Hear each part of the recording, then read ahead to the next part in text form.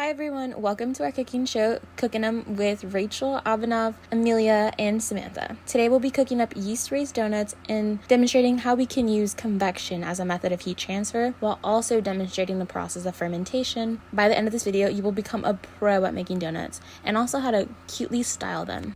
Start with a clean workspace and wash your hands. First, we will make the dough.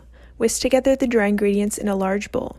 360 grams all-purpose flour, 50 grams granulated sugar, a half teaspoon salt, 2 teaspoons instant yeast, and a fourth teaspoon nutmeg. In a small bowl, whisk together the wet ingredients: 1 large egg, 227 grams of milk, 2 tablespoons melted butter, and a half teaspoon vanilla extract. Add the wet to the dry and combine. Knead the dough for 6 to 8 minutes until it becomes smooth and soft.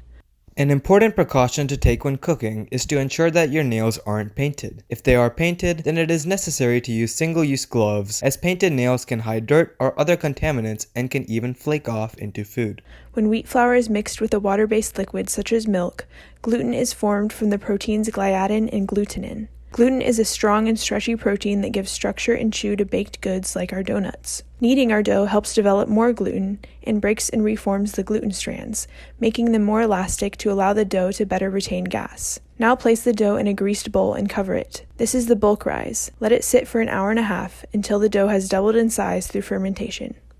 When shaping donuts, the first step is to deflate the dough and turn it onto a lightly floured surface.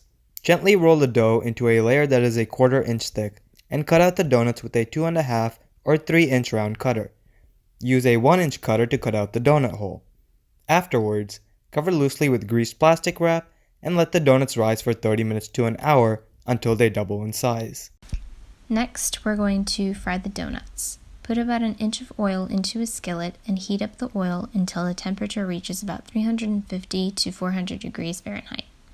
Frying uses conduction and convection methods of heat transfer. As the oil is heated, the warmer oil rises and the cooler oil descends, allowing for the heat to be transferred throughout the pan and fry the surface of the donuts. Secondly, conduction plays a role when the heat from the surface is in direct contact with the interior of the donuts, and the heat energy diffuses inwardly to complete the cooking process. And when they have a nice golden color, pull them out, placing them on a cooling rack.